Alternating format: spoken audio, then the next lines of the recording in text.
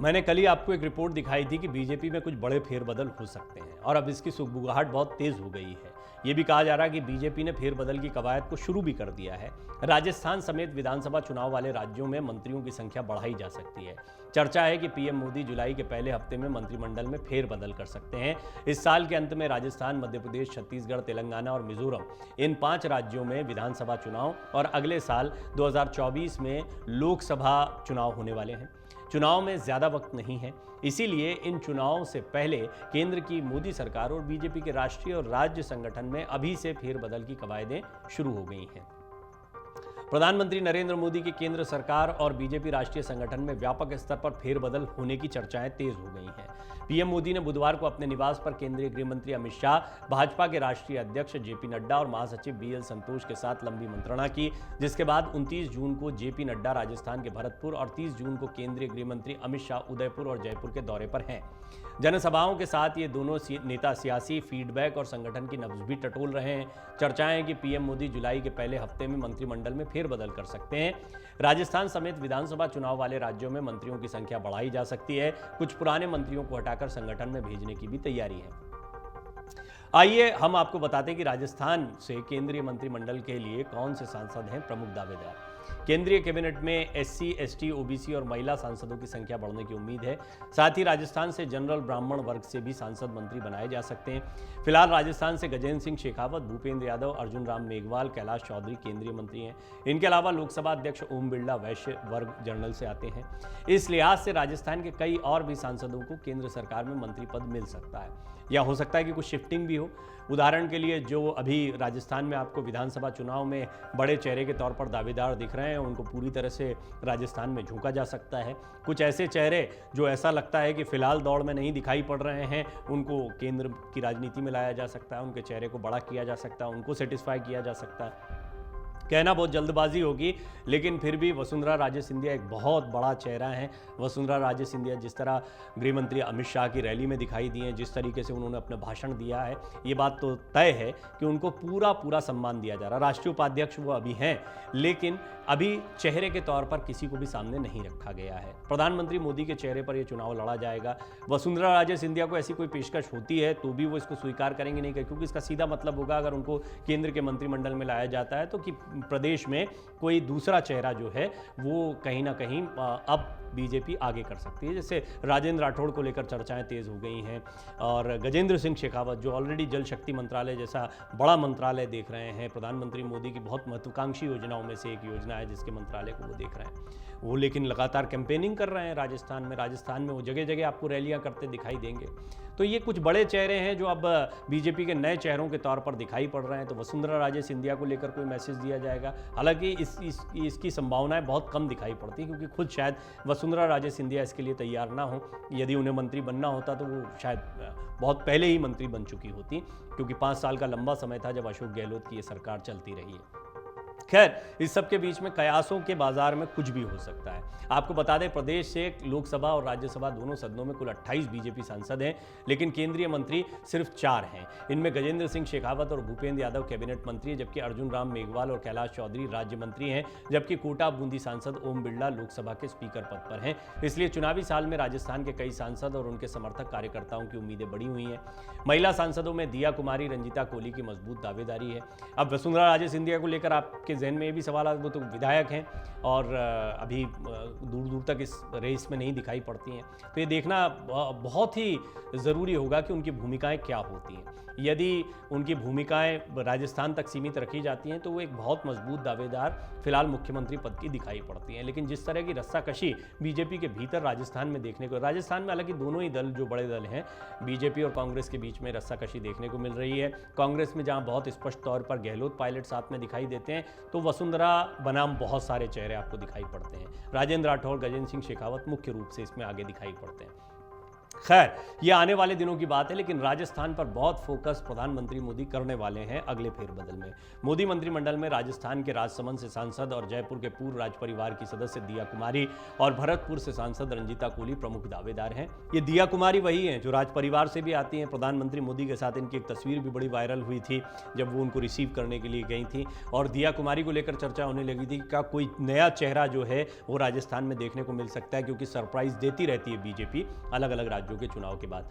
महिला प्रतिनिधित्व के तौर पर दौसा से सांसद जसकौर मीणा का भी नाम चर्चाओं में है, लेकिन उनकी उम्र जो है वो 75 साल से ज्यादा है।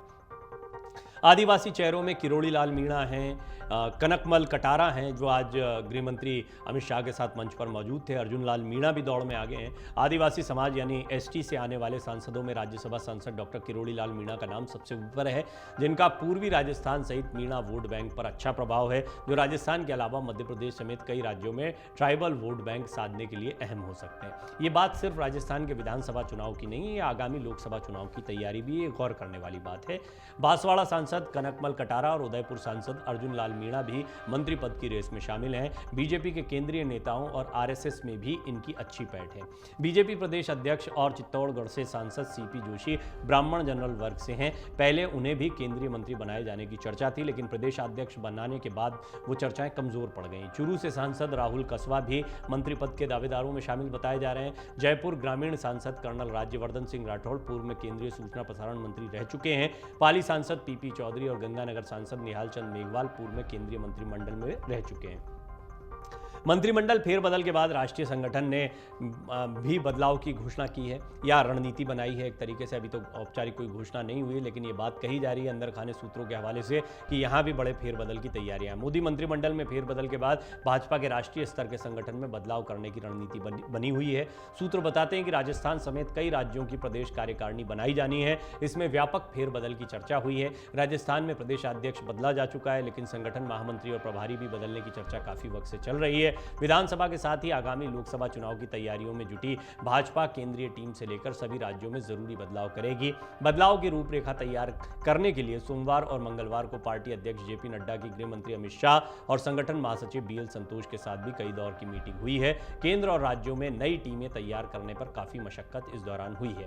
सूत्रों के मुताबिक इन बैठकों में कई राज्यों के प्रभारियों और संगठन महामंत्रियों के बदलाव पर सहमति बनी है। राजस्थान के प्रभारी अरुण सिंह और संगठन महामंत्री चंद्रशेखर हैं। इसके अलावा दूसरे चुनावी राज्यों के भी प्रभारियों संगठन महामंत्रियों में बदलाव हो सकता है। लंबे वक्त से महासचिव और उपाध्यक्ष पद पर रहने वाले ज्यादातर नेताओं की भी विदाई होगी। मध्य प्रदेश पर भी गौर करना होगा। मध्य प्रदेश को लेकर भी कुछ बड़े निर्णय हो सकते हैं। केंद्रीय संगठन में खाली पदों को भी भरा जाना है। इसके अलावा कई राज्यों के प्रदेश अध्यक्ष को भी बदलने पर सहमति बनी है। एनडीए को भी विस्तार देने की योजना चल रही है। एक तरफ महागठबंधन की तैयारी विपक्ष कर रहा है, तो एनडीए को मजबूत करने पर बीजेपी जोर दे रही है। लोकसभा चुनाव के मद्देनजर बीजेपी की प्लानिंग एनडीए को और विस्तार देने की। इसमें तेलुगु देशम पार्टी, राष्ट्रीय लोक जनता दल, ओम प्रकाश राजभर की सुहेल देव भारतीय समाज पार्टी की भी एनडीए में वापसी संभव है। चौटाला की और इसमें शिरोमणि अकाली दल और जेडीएस को भी मत भूलिए, इनसे भी बातचीत चल रही है। चौटाला की जेजेपी से सहमति बनी है। अकाली दल तो है ही, जैसा मैंने कहा। विकासशील इंसान पार्टी, राष्ट्रीय लोकतांत्रिक पार्टी से भी बातचीत की प्रक्रिया अभी जारी है। बीजेपी पार्टी जो है बिहार के हिंदुस्तानी अवाम मोर्चा के भी संपर्क में। मांझी के रणनीति इसी महीने तक इन सब पार्टियों को साथ कर एनडीए के कुनबे का विस्तार करने की है। बीजेपी जाट बाहुल्य क्षेत्रों में जेजेपी जनता जननायक पार्टी के साथ मिलकर कुछ सीटों पर टिकटों का बंटवारा भी कर सकती है। यूपी में विधानसभा चुनाव से पूर्व पार्टी छोड़ने वाले दारा सिंह चौहान जल्द भाजपा में वापसी कर सकते हैं।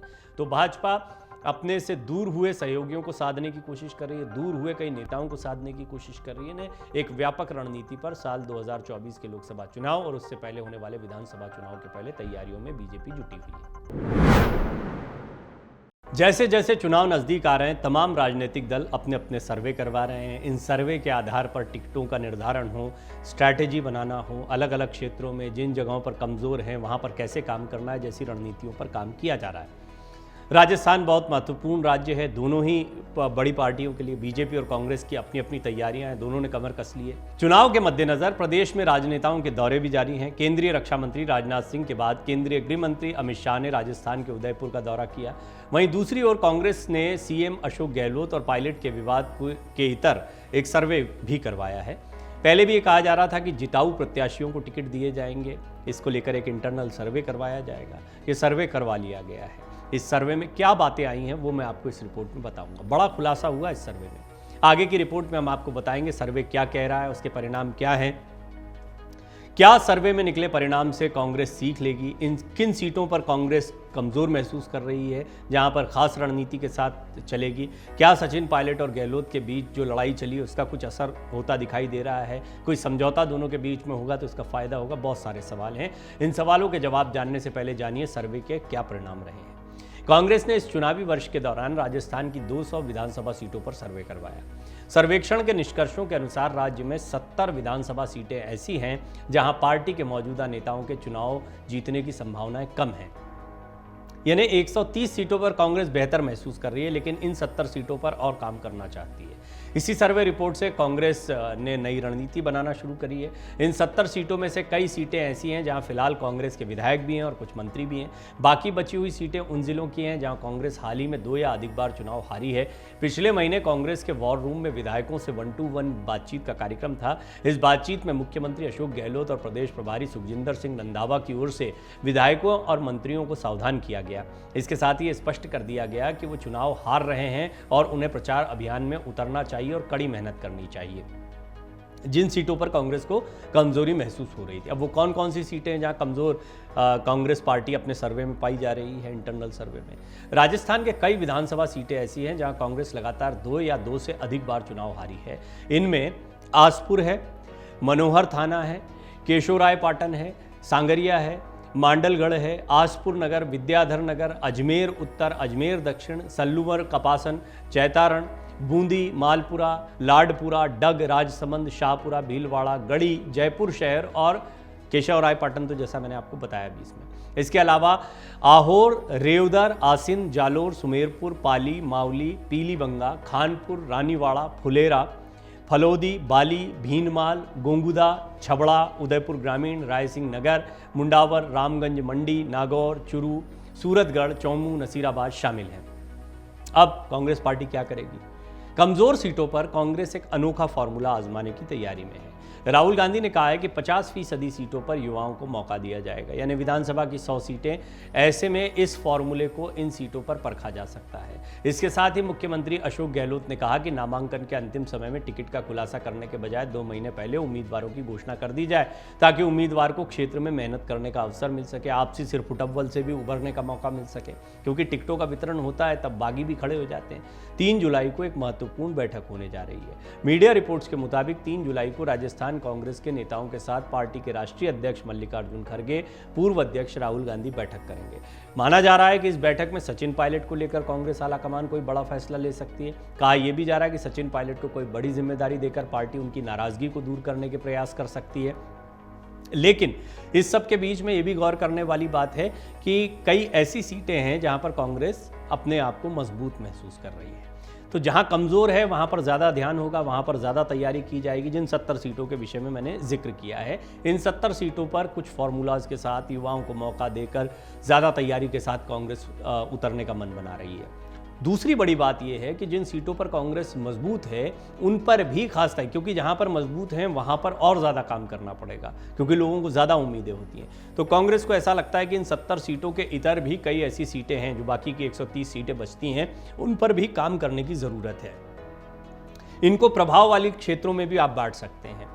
उदाहरण के लिए सचिन पायलट के प्रभाव का एक क्षेत्र है, तो एक बड़ा क्षेत्र जो है अशोक गहलोत के प्रभाव का क्षेत्र है। ये दोनों अपने अपने क्षेत्र में काम करें। ठीक वैसा ही फॉर्मूला है जैसे कि महाकौशल, और एक समय पर जब ज्योतिरादित्य सिंधिया साथ में थे तो ग्वालियर चंबल में उन्होंने प्रदर्शन किया, महाकौशल में कमलनाथ ने प्रदर्शन किया। तो एक अच्छा प्रदर्शन ओवरऑल कांग्रेस का मध्य प्रदेश में पिछले चुनाव में निकल कर आया था। इस बार ज्योतिरादित्य सिंधिया जब बीजेपी के साथ में हैं तो वहाँ पर ग्वालियर चंबल में एक अलग तैयारी जो है कांग्रेस कर रही है, उनके कुछ करीबियों को अपने साथ मिला रही है, वहाँ पर एक अलग रणनीति के साथ में बढ़ रही है। दिग्विजय सिंह ने वहाँ पर अपनी एक्टिविटीज़ को बढ़ाया। कुल मिलाकर इसी तरह का अंदाज जो है आपको राजस्थान में देखने को मिलेगा। अब सबसे बड़ी बात है कि पहले तो सचिन पायलट साथ में बने रहें और खुलकर बने रहें। ऐसा नहीं कि वो आधे मन के साथ में नाराज़गी भी दिखा रहे हैं, साथ में खड़े भी दिखते हैं लेकिन साथ में नहीं दिखाई देते हैं। ये चीज़ें बहुत दिक्कत दे सकती हैं चुनाव में। कांग्रेस इस बात को जानती है, लिहाजा ये जो बैठक होगी इसमें इस बड़े मुद्दे पर भी कोई समाधान निकाला जाएगा। माना जा रहा है कि सचिन पायलट को लेकर कोई बड़ी जिम्मेदारी या उनके चेहरे को सामने रखने का कोई फॉर्मूला तैयार किया जाएगा, और ये फॉर्मूला ऐसा होगा जिसमें अशोक गहलोत को भी कोई दिक्कत ना हो। केसी वेणुगोपाल की उनसे मुलाकात हो या अलग अलग मुलाकातों के दौर, सचिन पायलट भी आला कमान से मुलाकात कर रहे हैं, इधर अशोक गहलोत की भी बातचीत और मीटिंग्स हो रही हैं लगातार। तो ये माना जा रहा है कि सचिन पायलट की उम्मीदें क्या हैं और ऐसी कौन सी बातें हैं जिनसे कोई आपत्ति अशोक गहलोत को भी ना हो, ऐसे किसी बीच के फॉर्मूले पर आने का प्रयास किया जा रहा है। दोनों को दो दो कदम पीछे खींचने पड़ेंगे, यानी सचिन पायलट की हर बात मान ली जाए और अशोक गहलोत की हर नाराजगी को एंटरटेन किया जाए, ऐसा भी नहीं होगा। तो ये भी एक बड़ा फॉर्मूला है जिसके साथ राजस्थान में आगे बढ़ा जा रहा है। एक दिलचस्प पहलू है कि कांग्रेस में ये सर्वे का कल्चर बहुत बड़ा है। कर्नाटक की जीत के बाद कांग्रेस बहुत उत्साहित है। आपको याद होगा कमलनाथ जो है वो मध्य प्रदेश का एक सर्वे लेकर आए थे यहाँ पर। उन्होंने भी दावा किया था कि उन्होंने इंटरनल सर्वे करवाया है, जिसके आधार पर राहुल गांधी दावा कर रहे हैं कि इस बार कांग्रेस की ज़मीन मजबूत है, बाकायदा एक तो ये प्रेजेंटेशन, सर्वे, ये सारी प्रणाली जो है इसकी शुरुआत की। इनकी शुरुआत भारतीय राजनीति में बहुत दिलचस्प है। ऐसा नहीं है कि ये स्टैटिस्टिक्स जो है वो राजनीति में कोई नई बात है, लेकिन भारत में प्रशांत किशोर जब आए, वो बिल्कुल प्रोफेशनल तरीके से उन्होंने प्रधानमंत्री मोदी हों या अलग अलग राज्यों के मुख्यमंत्री हों, सबके लिए अलग अलग रणनीतियां बनाई और जैसे जैसे वो रणनीति बनाते गए उनके प्रभाव दिखने लगे। इसके बाद सभी पार्टियों को ये लगने लगा कि इसकी बड़ी ज़रूरत है। कांग्रेस जो कि देश की सबसे पुरानी पार्टी रही है, बहुत दिग्गज नेता और बड़े रणनीतिकार पार्टी में ही रहे थे, तो अभी तक वो पार्टी के रणनीतिकारों पर ज़्यादा डिपेंडेंट रही। लेकिन आप देखिए, भारत जोड़ो यात्रा हो, कर्नाटक का चुनाव हो, बाकायदा एक एजेंसी को दिया गया। सुनील कानूगोलू उनका जिक्र बार बार आता है। मध्य प्रदेश में भी उन्होंने रणनीति बनाना शुरू कर दी।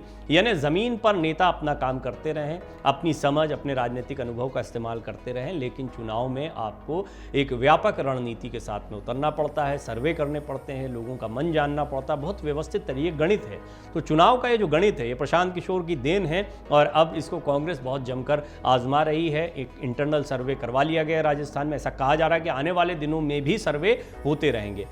और बड़ी बात यह है कि चुनाव से पहले से तैयारियां चल रही हैं। ये भी अभी तक नहीं देखा जाता। चुनाव के एन पहले ही आप सुगबुगाहट देखते थे, लेकिन अभी 5-6 महीने का समय बाकी है। लेकिन आप देख रहे हैं किस तेजी से दोनों पार्टियों ने अपनी पूरी ताकत को राजस्थान, मध्य प्रदेश में झोंक दिया है। और बाकायदा इंटरनल सर्वे की रिपोर्ट जो कांग्रेस की राजस्थान में आई है, उनमें जिन 70 सीटों पर कमजोरी महसूस हो रही है, वहां पर ज्यादा ताकत के साथ और नई रणनीति के साथ उतरने का प्लान बनाया जा रहा है। अमर उजाला अब आपके टीवी पर भी। अपने स्मार्ट टीवी पर YouTube पर सर्च करें अमर उजाला, चैनल सब्सक्राइब करें और देखें ताजा खबरें, वो भी HD क्वालिटी में। और हाँ, बेल आइकन दबाना ना भूलें ताकि हर खबर हो आपके घर। अमर उजाला, निष्पक्ष, निर्भीक, निरंतर।